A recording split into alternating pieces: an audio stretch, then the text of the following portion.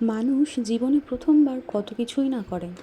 আমিও প্রথমবার চেষ্টা করলাম কি, এই দেখুন সাদা একটা রুমাল আর তার উপরে ফেব্রিক কালার দিয়ে বানিয়ে ফেলেছি একটা সিনারি, রঙিন সিনারি। আগে কোনো দিন রুমাল বা কাপড়ের ওপরে কাজ করিনি। প্রথমবার মনের জোর নিয়ে চেষ্টা করলাম, দেখি করতে পারি কি না। আসলে ভাইয়ের স্কুলের প্রজেক্ট ছিল, আবদার করলো দিদি রুমালে একটা ফেব্রিক রং দিয়ে সিনারি এঁকে দিতে হবে।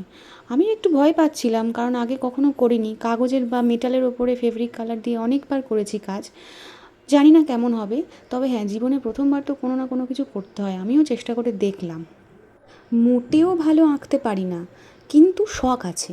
শখের বশে যখন যেটা মনে হয় চটপট এরকম করে ফেলি। সেই জন্য রং তুলি আর কাগজপত্র সব সময় কেনা থাকে বাড়িতে। যারা এই কাজে এক্সপার্ট তারা নিশ্চয়ই বুঝতে পারছেন, কাগজের ওপর রং করা অনেক সহজ, কিন্তু রুমাল বা কাপড়ের উপরে রং করা কিন্তু যথেষ্ট কঠিন। প্রথমে তো ধরেই উঠতে পারছিলাম না কেমন করে করব। ডিজাইনের বাইরে বেরিয়ে যাচ্ছে কালার, বুঝতেই পারছিলাম না। তারপরে অনেক কষ্টে আয়ত্তে এনেছি ব্যাপারটা।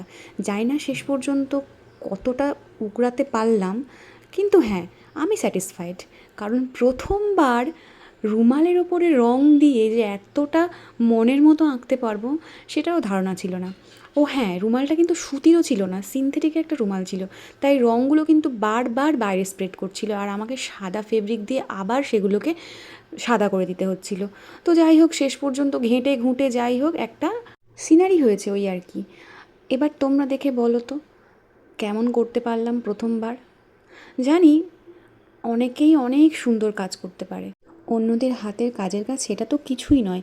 তবে হ্যাঁ, আমি ভীষণ স্যাটিসফাইড। আর তোমরা যদি বলো যে হ্যাঁ ভালো হয়েছে, তাহলে এর পরেও কিন্তু আমি আবার চেষ্টা করব।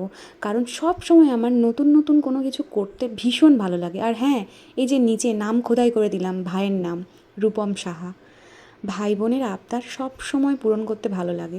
আর হ্যাঁ, ভাই বোনও কিন্তু এরকম একটা দিদি থাকলে অ্যাডভান্টেজ নিতে ছাড়ে না। তোমাদের সবাইকে অনেক ধন্যবাদ ভিডিওটা দেখার জন্য।